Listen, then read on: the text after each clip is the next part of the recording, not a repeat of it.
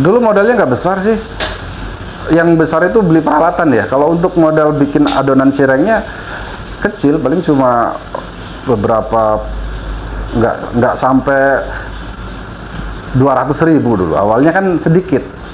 Kita modal bikin sedikit, tapi yang besarnya itu bikin peralatan, kayak bikin alat cetaknya, bikin mejanya itu ya sekitar hampir 2 juta 3 jutaan lah kurang lebih. Kalau modal bahan bakunya nggak nyampe 200? Ya, modal bahan bakunya nggak nyampe 200.000 lah. Itu pertama kali? Itu pertama bikin adonan kan sedikit. Ya?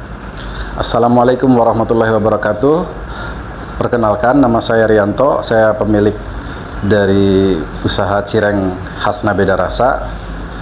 Kalau boleh tahu nih Pak, nih mulai berdiri dari tahun berapa Pak? Cireng khas Nabeda Rasa itu berdiri sekitar tahun 2009 pertengahan kurang lebih. Ini awalnya udah sebesar ini atau dari kayak merintis dulu gitu Pak? Oh enggak, dulu awalnya yang merintis. Kecil dulu di rumah kita produksinya. Sebelum punya tempat sendiri, kita di rumah, ya home industry lah. Kecil-kecilan waktu itu kan, ini usaha sampingan waktu itu. Kalau boleh tahu emang sebelumnya waktu itu Bapak kerja atau gimana Pak? Iya, waktu itu saya kerja di pabrik di Tambun, terus kemudian saya cari-cari usaha sampingan. Nah, ketemulah usaha yang cocok ini, usaha cireng isi. Ini belajarnya dari mana nih kalau tahu? Dari tahun 2009 itu? Sebetulnya cireng isi ini kan inspirasinya dari Bandung ya. Karena dulu mertua saya rahimahullah di Bandung, terus kemudian kita berbicara dengan orang tua istri, saya pengen usaha cireng di Bekasi nih. Akhirnya kita ajak saudara yang dari Bandung, dari Tasik itu untuk bikin usaha di sini. Berarti yang sudah bisa, yang udah terbiasa gitu bikin cireng? Ya, awalnya ya sudah bisa, terus kemudian lebih dilancarkan lagi. Karena waktu itu kan cireng isi itu baru ada itu waktu itu. Baru mulai di Bandung pun baru mulai, maka kita pun cari orang yang memang sudah pernah belajar ya, kemudian kita ajak untuk kerja di kita. Ini kalau boleh tahu nih ngerintisnya nih penuh dengan keringat atau dikasih langsung kemudahan sama Allah atau butuh waktu yang agak lama Pak? Ya tentunya semuanya kembali kepada Allah ya. Allah yang memudahkan segala urusan. Tentunya iya berkeringat, kita kurang tidur, namanya orang usaha, apalagi ini kan buat sampingan. Waktu itu saya paginya itu kerja sampai sore, kemudian kita pun bikinnya malam. Kemudian setelah habis sholat subuh, kita pasarkan. Waktu itu kan awal-awalnya seperti itu. Nah, dulu berarti yang awal masalahnya kayak gimana Pak? Awalnya kita setiap habis subuh, kita bawa produk yang diproduksi malam itu, kemudian habis subuh kita jalan, masukkan ke kantin-kantin sekolah, dengan modelnya titip jual waktu itu, kerjasama dengan kantin sekolah. Berarti marketnya waktu itu mini sekolah karena ada pelajar gitu ya Pak? Iya, karena kita lihat kalau anak sekolah tuh nggak kenal tanggal tua, dia tanggal muda, tanggal pertengahan, tanggal tua. Anak sekolah dia akan jajan terus, tiap jam istirahat pasti dia jajan. Maka disitulah kita lihat, dan ini jajanan yang cukup terjangkau harganya sama anak-anak sekolah ya, kita targetnya ke situ. Terus Pak, kalau waktu pertama kali buka cireng khas Nabeda Rasa, awalnya emang udah yakin ini bakal sukses, bakal maju, atau emang ada dorongan yang lain gitu? Soalnya emang fokus mau cari sampingan gitu? Ya awalnya mungkin buat sampingan, tapi dari niat memang saya nggak akan terus-terusan kerja di pabrik, karena kerja di pabrik kan ikut orang, tentu kan ada batasnya, ada batas waktunya, apakah kontrak kerjanya habis atau mungkin saya sudah tidak sanggup lagi bekerja di pabrik, kan bisa seperti itu. Maka kita buat cari sampingan, nah bertemulah usaha cireng ini, dan alhamdulillah Allah berikan kemudahan sehingga sedikit demi sedikit lancar ya, sampai seperti sekarang ini. Berapa lama tuh Pak sampai dari rumah terus besar ini, terus memutuskan untuk nggak kerja di pabrik, memutuskan untuk totalitas di usaha cireng ini Pak? Saya sekitar 8 bulan 8 bulan setelah saya usaha sampingan ini dilihat ini sudah harus membutuhkan waktu dan tenaga dan pikiran saya yang lebih optimal, maka saya putuskan untuk resign dari tempat saya kerja. Kalau waktu pas mutusin resign itu apakah galau apa emang udah yakin gitu? Saya sudah yakin. Sudah yakin bahwa ini sudah insya Allah sudah kuat jadi pegangan. Ya sudah, akhirnya saya pun berunding dengan keluarga, dengan istri, juga dengan keluarga, dengan orang tua, kemudian minta saran mereka, dan alhamdulillah mereka semuanya mendukung untuk total di usaha. Ya alhamdulillah seperti sekarang. Kalau waktu pas memutuskan resign dari pabrik nih, itu hasil dari usaha cireng ini melebihi dari yang didapatkan di pabrik atau gimana? Ya alhamdulillah, dengan usaha ini kita ya bisa jauh lebih besar penghasilannya dari kerja di pabrik gitu. Alhamdulillah, sudah yang patut saya syukuri adalah bisa memberangkatkan orang tua umroh dari usaha cireng ya Pak? Dari usaha cireng. Iya. Ini teman-teman pernah yang underestimate cireng nggak nih Pak Ustadz? Bapak milih usaha ngapain sih usaha cireng? Dulu awalnya diledekin lah, diledekin betul. Diledekinnya kayak gimana? Diledekin, usaha cireng kapan kayaknya gitu. Tapi saya pun tidak pernah menyangka bakal seperti ini, bakal bisa sebesar ini. Saya tidak pernah menyangka. Dulu hanya buat sampingan lah, karena waktu itu ketika saya memutuskan untuk cari usaha sampingan, karena waktu itu kerjaan di pabrik turun, artinya nggak banyak lemburan. Sedangkan orang kalau mengandalkan gaji kan ya pas aja, kadang-kadang tanggal tua itu sudah kekurangan kita untuk keluarga. Untuk kebutuhan sehari-hari kita kekurangan, sehingga ya kita putuskan untuk cari usaha sampingan apa, dan tidak menyangka seperti yang seperti sekarang ini gitu, bisa sebesar ini. Itu semua karunia dari Allah. Pertama kali ngasih tahu orang-orang bahwa saya punya produk cireng, ada rasa malu sendiri Bapak atau gimana? Oh iya, awalnya malu. Kita kan bawa juga kita ke tempat saya kerja tuh di pabrik, ya udah dia jadi bahan tertawaan atau jadi bahan candaan sama teman-teman. Nah, itu ya saya tutup kuping lah. Kita jangan terlalu baper istilahnya zaman sekarang. Kalau dulu ya jangan terlalu ngambek kalau diledekin gitu. Udah cuek aja lah gitu, yang penting halal kok gitu. Berarti dulu modal itu awal-awal tuh bikin berapa kilo Pak? Sekitar 3 kiloan lah, 3 kiloan. Kalau sekarang ini katanya bisa 8 karung ya Pak ya? Ya kurang lebih bisa 8 karung. Berarti kalau 8 karung itu sekilonya 25 bisa 200 kilo ya Pak? Ya kurang lebih. Terus perasaan Bapak gimana Pak? Lihat perusahaannya makin maju atau gimana? Ya kita senantiasa bersyukur kepada Allah, pada yang memberikan rezeki, yang mengatur. Kita berjalan aja, yang penting kita dengan cara yang baik, kita cara yang benar, kemudian juga kita kerja sama tim. Saya nggak bisa apa-apa tanpa tim yang bekerja gitu. Berarti ini kalau omset tertinggi bisa nembus berapa Pak? Kalau yang pernah tertinggi tercapai di Cireng Asta ini? Pernah tertinggi? Iya. Omsetnya omset dalam sehari ya mungkin bisa sampai 10 sampai 12 juta pernah. 10 sampai 12 juta? Ya, omset penjualan pernah tertinggi itu ya. Ya, cireng. Ini cobaan terberat jualan cireng apa nih Pak? Pernah ngalamin apa nih cobaan? Kemarin waktu pandemi tentu kan turun, itu kita maklumi lah, karena semua usaha kuliner juga banyak yang pada tutup, dan alhamdulillah kita di sini masih bisa bertahan, tidak sampai tutup.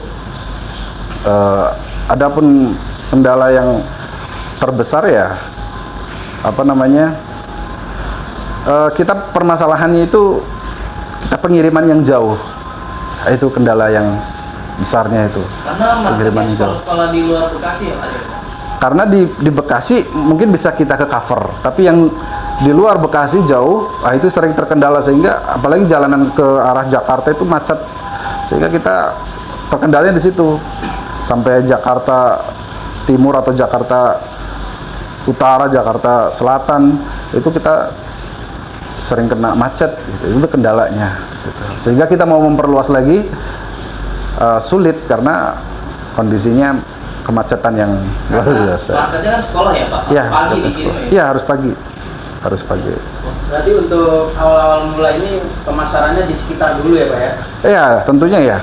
Sekitar terdekat, sekolah-sekolah yang terdekat dengan rumah kita waktu itu. Terus kemudian juga selain sekolah, kemudian juga ada abang-abang gorengan juga kita coba masukin, juga ada yang seperti Jadi itu. untuk sekitaran Bekasi ini, Hasna Beda Rasa ini untuk kirim udah pada tahun ya Pak ya? Udah, alhamdulillah, udah banyak yang tahu cireng khasnya ini. Berarti Pak, sebelum corona itu karyawannya ada berapa Pak? Sebelum corona? Ada 25, 25. Sekarang berapa? tinggal 10. Tinggal 10 ya? Berarti memang ada penurunan ya Pak? Ada penurunan. Berarti cobaan terberat itu pas waktu corona gitu Pak?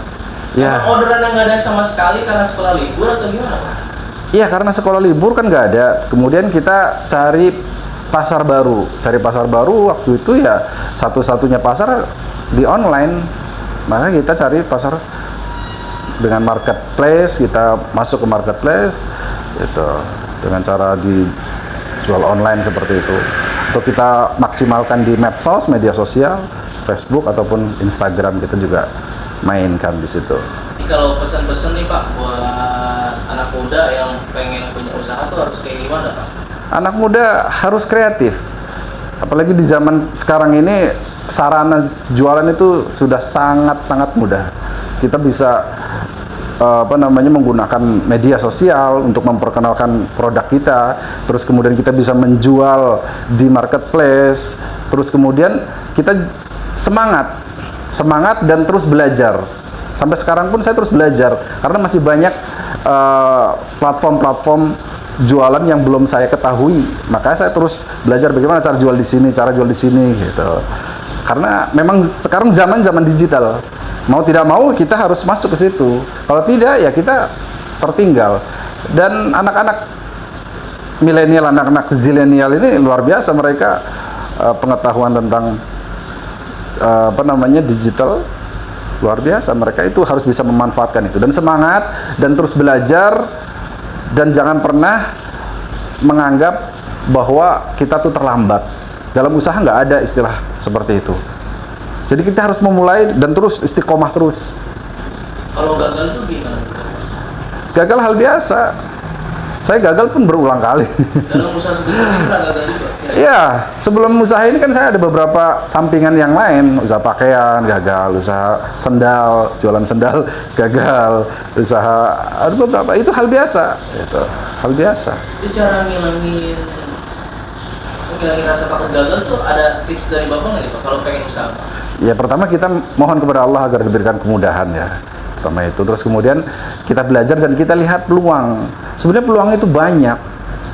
Peluang itu banyak.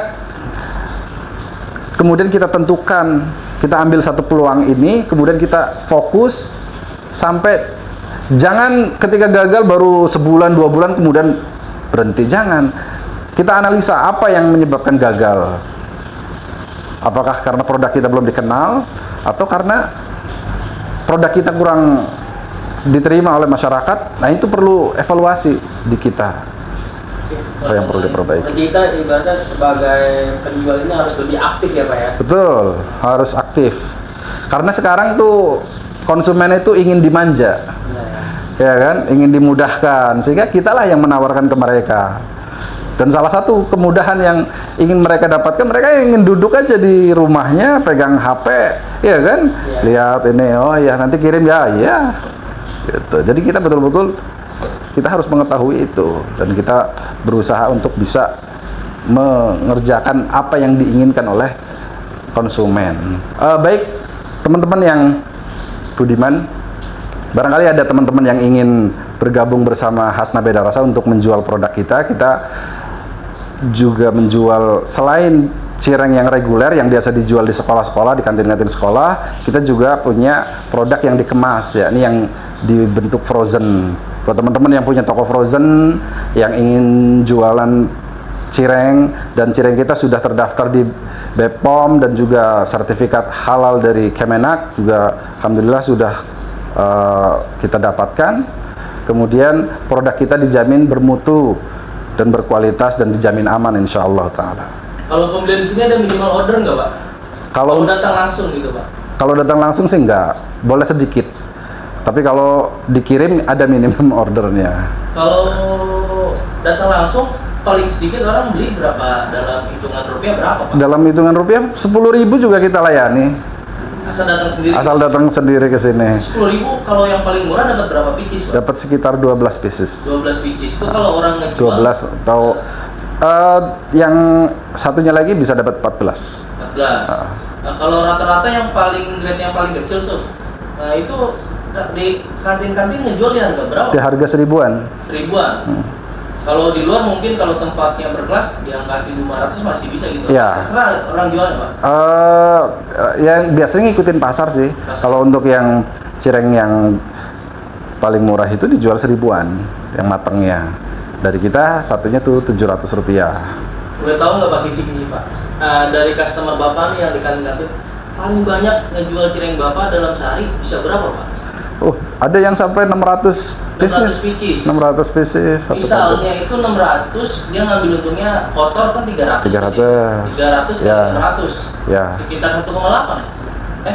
Ya, dia dapat untungnya sekitar 150 ya? 180.000. 180. 180.000. Ini potensi juga buat teman-teman yang punya tempat jualan gitu ya? Iya, betul. Jadi untuk semua golongan juga bisa nikmatin cireng ya Pak? Betul, dari anak kecil, remaja, sampai orang dewasa juga mereka suka cireng. Kalau misalkan order nih Pak ini selain di marketplace, salah satunya di Shopee ya Pak ya? Ya. Nah, kalau misalkan kadang kan ada konsumen nih yang di luar aplikasi, kita nggak punya aplikasi, ini mau order, apakah pengirimannya di luar dari marketplace atau pengirimannya melalui Lalamove atau yang lainnya nih Pak? Bisa lewat kurir-kurir yang ada, JNT ataupun yang lain, bisa juga lewat Lalamove. Kalau ordernya banyak kita bisa pakai Lalamove, bisa juga pakai Paxel. Itu juga Kan karena kan frozen ya, jadi harus cepat dikirim ya Pak. Betul. Sampai untuk jangka waktu yang di frozen nih, kalau misalkan kita taruh di kulkas itu, di freezer itu jangka waktunya sampai berapa hari Pak? Cireng frozen di freezer bisa sampai 3 bulan. 3 bulan. Bisa 3 bulan. Kalau di suhu ruang itu sekitar 4-5 hari, 4-5 harian. Makanya usahakan di pengiriman itu sekitar 3 harian lah, paling lama. Syukur kalau bisa sehari sampai. Gitu.